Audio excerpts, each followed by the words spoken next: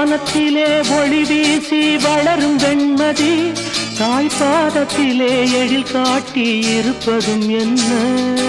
வானத்திலே ஒளி வீசி வளரும் வெண்மதி தாய் பாதத்திலே எழில் காட்டி இருப்பதும் என்ன?